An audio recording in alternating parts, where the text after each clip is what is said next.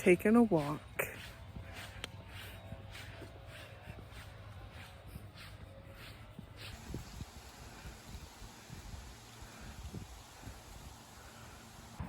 Hey everybody, I'm enjoying the weather. It's windbreaker weather, but also it's kind of coat weather. So I have on a sweater that I just finished, a long sleeve, and my windbreaker, and a little scarf.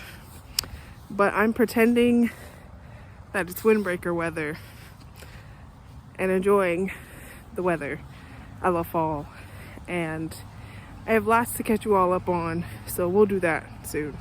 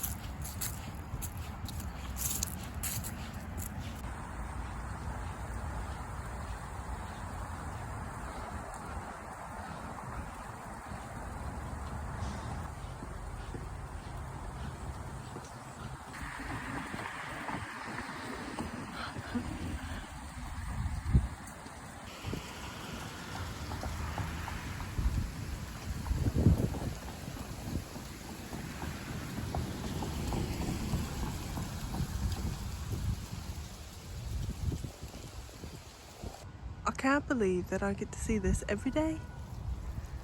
Hello, long time no chat, because we were doing other things. So I've got my beverage with my Halloween mug, and I've got my Halloween earrings, so happy Halloween. I'm wearing my latest cast off, the Amissia sweater, I think is how you pronounce that, by Indigo Knits, that is currently in testing and will be out in November. I love the sweater, it's super comfortable. Highly recommend. Knit it in drops saffron and navy blue and denim blue.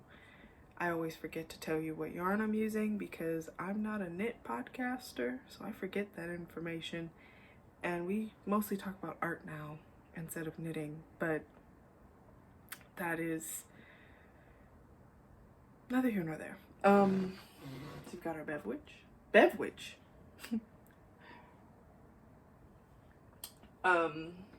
Yeah. So I did work on some paintings this summer. I have this one that I started because I thought I would want a Sacred Heart painting in my portfolio for graduate school, and I painted one as a gift, and I thought I wanted one that was, for lack of a better word, corporeal.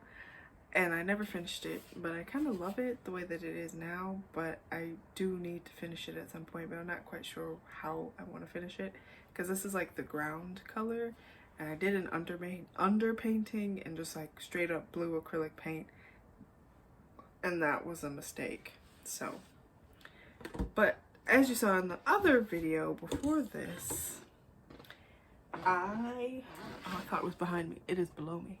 I finished this painting, which is, well, let's see if we can try to, okay, that's better. Our Lady of Palestine is the name, knit on panel, wood panel. Lilies, poppies, these are not lilies, these are poppies, are one of the national flowers of Palestine, occupied Palestine and the West Bank, so yeah. I thought I should paint that, and I'm going to put this in my grad school portfolio. I think it turned out okay. It's not, I don't know. I love it. I think it's nice. You know, people say if you like your work, that's a bad thing. So I'm not 100%. There's some things I would change, and there's some things I would like to be better about, but you fill in the gaps as you go. So that's the painting. Other things that knitting wise, my two big projects that I was working on this summer, I can't show you because they are for a book that is coming out in November, and pre-orders for that book have opened today, I think. I can't remember the name of the book off of the top of my head, but I will put the link in the description. And when the book comes out, I will probably share those knits with you all and on my Instagram at Holly Knits if you want to see other things that I've been working on. So, as you saw in like the video a long time ago, I was making this bandana, which is, I wear it a lot. I wear it so much that like these straps are like totally stretched out and I need to like fix that. But yeah, I got this bandana. I love it. I wear it all the time. It is called the Romanticist bandana. I will also put the link in the description on Ravelry. I used my leftover drops cotton light in green khaki for this. Yeah. And currently I'm working on which is my pattern, a groovy raglan, which I guess I will also put in the description. This is for a family member, and I have to frog this entire thing because it is too small. They wanted their sweater to be slightly oversized, and from the gate swatch that I made, I thought it would be, but it is like bang on their size. So it was supposed to fit me like neutrally, so then it would be oversized on them, but it was small on me, so it would be neutral on them with blocking. Without blocking, it would be small. So I'm going to redo the whole thing,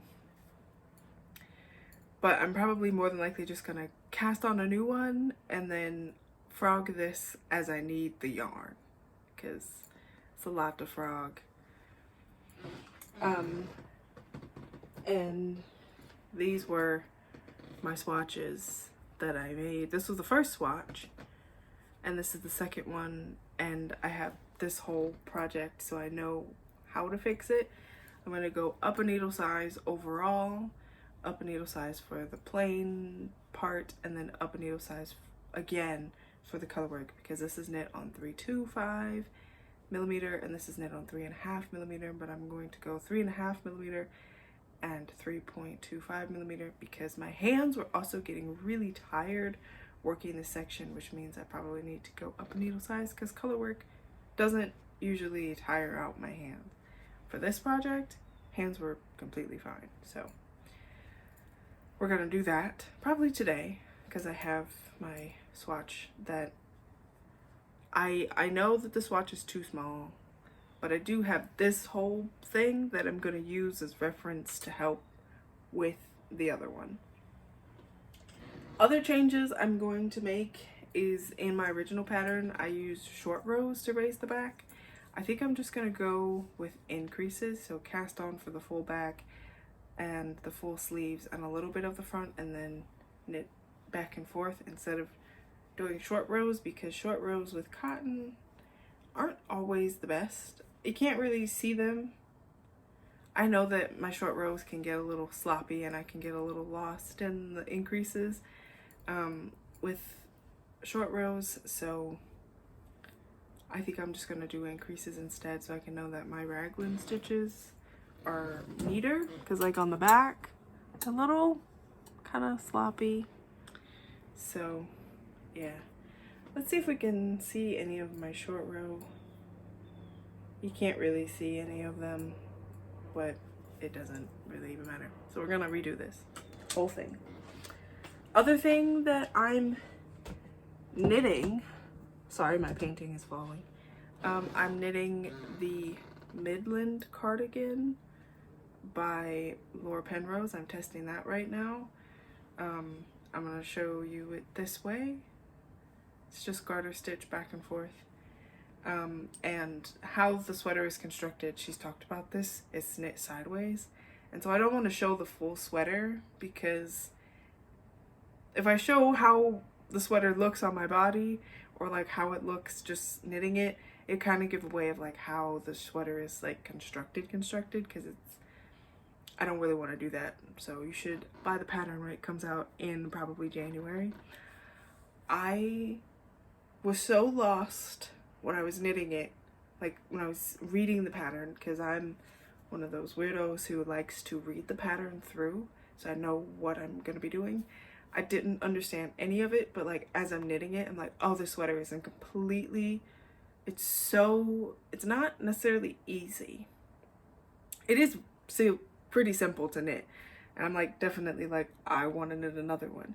Once you understand how the sweater is constructed and where it's going and how it's working, it's a super simple pattern, but you have to wrap your brain around it.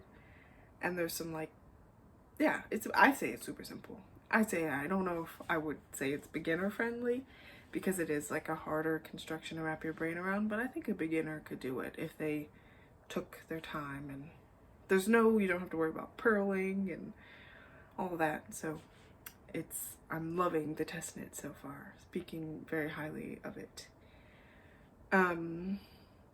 Yeah. So other things that I've been doing, of course, I read all the time, and I picked up some books from 2 book sales, and then one book, as you saw in the last video, I went to the museum again with my family, and I picked up, just these,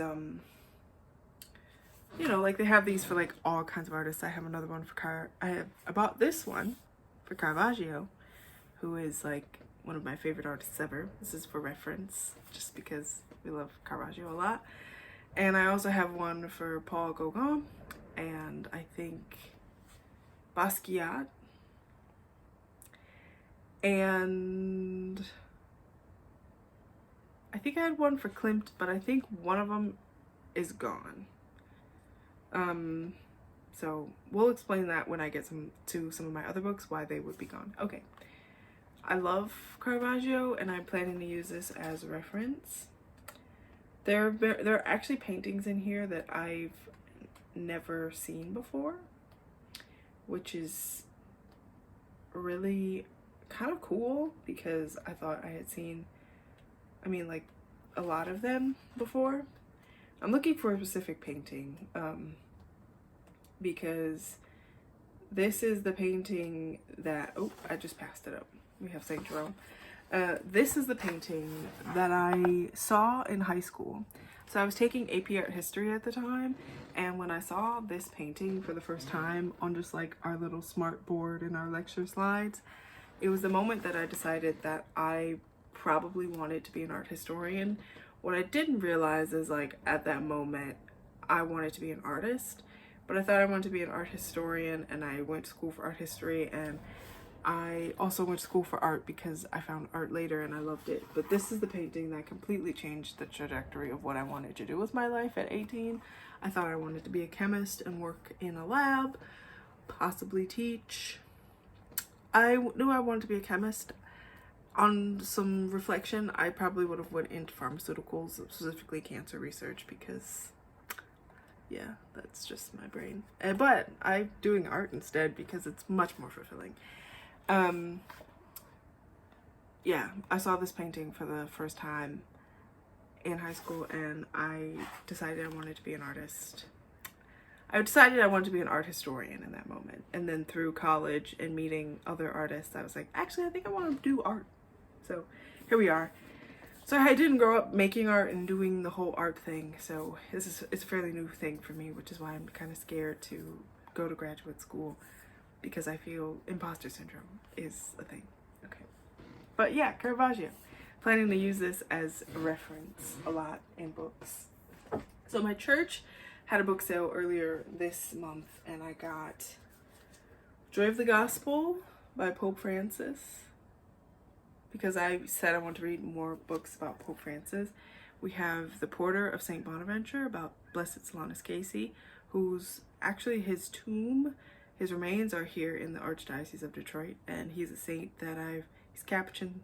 He's not a saint yet, but he's a holy person, and he was a Capuchin. And if you can go see his remains if you come to Michigan. So he's been a saint, a holy person that's been around a lot in my life, and even, yeah, he's been around. So usually when saints kind of follow you around, you sort of pick up the clues and start reading about their lives or start researching about them. That's how I do it. And then we have the Fool, God's Fool, Life and Times of St. Francis of Assisi. I will read anything about St. Francis of Assisi. Obviously, he is my confirmation saint, along with Saint Óscar Romero, who I'm going to read his autobiography like super soon. But we have, I don't know anything about this. It's by Julian Green. We're very excited about this. Yeah, so those are the books I got at my church's book sale, which of course are Catholic books. But I also picked up some classics that were in my collection, but when we were moving houses a few years ago, I lost some of my books, so I had to bring them back into my stash. Oh, which is just Old Man and the Sea and Catcher in the Rye. I loved this book in high school because that's what you're supposed to love this book in high school, but I think if I read this today, I would be irate. The more I think about the book and what it does, the more angry I get. The more upset I become. But I feel like it's a good book that I should keep in my collection, and Old Man and the Sea, I think, might be my favorite Hemingway. There's an unreleased book of Hemingway's that I read in high school that I found in a random classroom because my high school moved to a new building after I graduated, but in our old building, which we shared with another high school, there were classrooms that we were moving into and moving out of all the time. So I found a copy of Islands in the Stream, which was an unreleased book by Ernest Hemingway. And I read that in high school, and that might be my favorite Hemingway, especially the end, which in some ways is kind of the inspiration for Old Man and the Sea. So I read this book again for my Hemingway class in college. I read it again while painting a seascape. It was a transcendent experience. Hemingway is another person who I'm like, love the man. Love the writing, hate the man. Don't love the man. Don't love the man, no. And then I also picked up a book I didn't have in my collection, which was Brave New World. And I picked up Hiroshima because this book keeps coming up on my Storygraph recommendations, and I'm like, okay, I'm gonna bite the bullet. And I have 2 reference books here. This is Ruth Orkin's views from her New York City apartment. I've heard a lot about this book from photographers, and I have flipped through it, and I'm kind of in love with it a little bit, but I haven't sat down and truly looked through it. If you all know, I'm also a film photographer, so I have a few I got cut off at the end there, but wow. So we were talking about this book. Also, I'm a film photographer, and so I have a few photo books that I have in my collection, and I always want to expand and get more of them. And then this is just another reference book about masters of painting. So just painting masters. So we just have through history. So we have Michelangelo. And then if we flip, goodness gracious. Oh man. Then if we flip, we have Toulouse-Lautrec. And of course, a few pages later, we have Paul Gauguin, who I love his work, once again, love the art, hate the man. I really like some of the ideas that he tinkers with in his paintings, but he is a terrible person. Was a terrible person. And so was Hemingway. But they make good art, so there we go. Other things that I have talked about. I'm finished. Speaking of Ernest Hemingway, I did finish From Whom the Bell Tolls. It was a slog to get through because I wasn't super interested in the story, because I just found Robert Jordan and his relationship with his rabbit. Super annoying. It borderline ruined the book, but I'm pretty much used to that when we're talking about Hemingway. Other book that I finished Parable of the Sower. I know, and it was amazing. Very scary. Just have to throw that out there. And I read Moonflower Murders and, Magpie Murders is first, and then Moonflower Murders by Anthony Horowitz on Hoopla, because I watched Magpie Murders because it was like coming on PBS on Sunday before the premiere of Moonflower Murders, which is the new show. I did not know that at the time, so I was just like watching the show and I was like, oh my gosh, I love this show. And I'm like, oh my goodness, it's a book. So I read the book, love the book. Was kind of reading Moonflower Murders at the same time I was reading Magpie. I was watching Moonflower Murders at the same time I was reading the book, but I kind of stopped watching the show because I didn't want the book spoiled, because I don't think that this is a controversial opinion. Moonflower Murders is better than Magpie Murders. I loved Moonflower Murders, and if you've read the book or seen the show, I did kind of figure out who the killer was. Like, who killed Frank Paris. I kind of figured out who that was but it's a complicated story. But I did not figure out who killed Melissa James. That was a surprise, but not surprising. Anyway, but who killed Frank Paris, and then who, eventually killed Cecily Traherne. I was devastated when I found that information out. I'm like, I thought she was still alive. I figured out who it was, and then I figured out their relationship to Frank Paris, but I never put the two together. So I kind of knew that it was this person, but this person doesn't use that name in it. If you've read the books, you know what I mean. Because if I say who it is, then immediately you're gonna know exactly everything about the book, and it's not gonna be fun anymore if you want to read it. And I'm currently in the process of rewriting my artist statement and sort of refining what I want to do as an artist and what I want to do in graduate school. So I have picked up a book that I need to go get from the library, from the father of liberation theology himself, Gustavo Gutiérrez. I think that's how you say that. And I will be reading that very soon.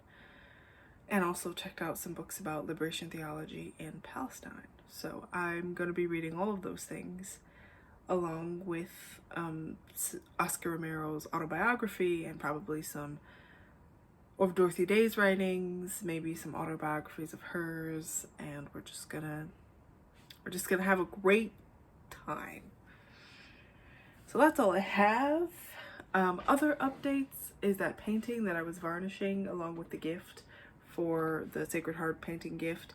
That is currently was in a gallery this summer. I don't think they're open through the fall, so if you happen to be in the thumb of Michigan, there's a gallery called White Church Gallery in Port Austin, and that is where that painting is. I think they're open through the end of the year. Not entirely sure. That's where that painting is, so if you want to go buy it, you can do that. And I will put all the links in the description. Cool thing about me stopping this video and then having to go do other things, I can show you the 2 projects that I worked on from the book that's coming out in November. The projects are on Ravelry, so I will put both of them in the link to description, and I can show you them now. Hold the phone.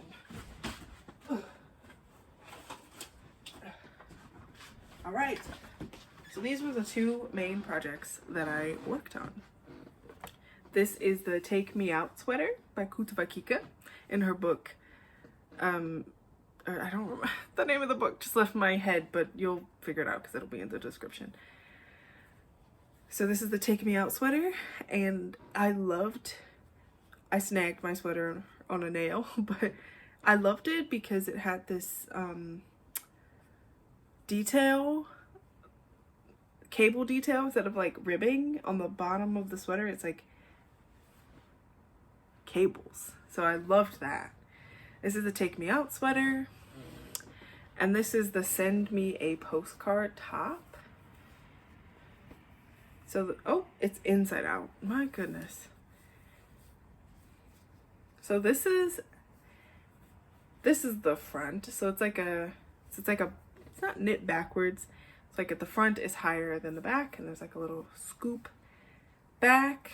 I knit this in Drops Cotton Light in the color black, and then I think this color is Blue Bonnet, which is left over from my, what did I knit? My own pattern, my Judith, my short sleeve Judith. So this is the back, which is like a scoop, and then we have like just a cross in the front. And this is knit in Barocco Bozzolo in I don't remember the color name, but you can find it. So the book will be out in November, and pre-order is literally open today, and these are the main whips that I was working on this summer. Literally all three of these, because I cast this on in July, this I cast on in June, and this I finished in August, but I think I cast on and finished in August. So these were the main projects that I was working on this summer. That is all I have for you all. That's a lot, but we're all caught up. We're ready for fall. And if you have any suggestions for books, I'm very much open. I would like to read some fun books, but I really feel like I need to start researching books for my MFA program, like what I want to do as an artist. And with that, I want to be very versed in liberation theology in general, because I think that's kind of like the basis of what I want my work to exist in, that realm.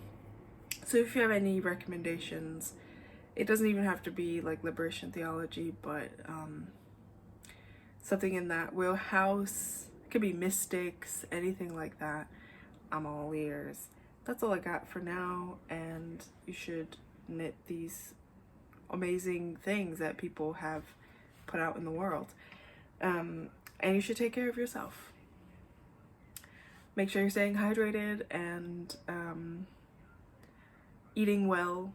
It's getting dark out, so make sure if you are someone who experiences sad, make sure you get some sun, and whenever you can, eat lots of leafy greens. Eat citrus, because citrus season is coming up. Isn't that like convenient when the sun's gone and it's dark and it's dreary and you need just a little bit more? What comes around? Citrus season. Get that vitamin C. If you didn't know, we always eat citrus in the summer, but citrus season is in the beginning of the year. It's like November through January, kind of. So citrus season is coming. Woo! Anyway, take care of yourselves, drink water, eat well, and even though the days are starting to get darker where I am, just remember to go outside at all, even if it is cold. It's more comfortable to be out in the cold than it is out in the heat, in my opinion. I'm probably gonna go on a walk, and since it's so dreary out, I probably won't have any cool footage to show you, but you've seen lots of footage from the past 2 weeks. That's all I have, and I'll see you all soon. I don't exactly know when, but soon.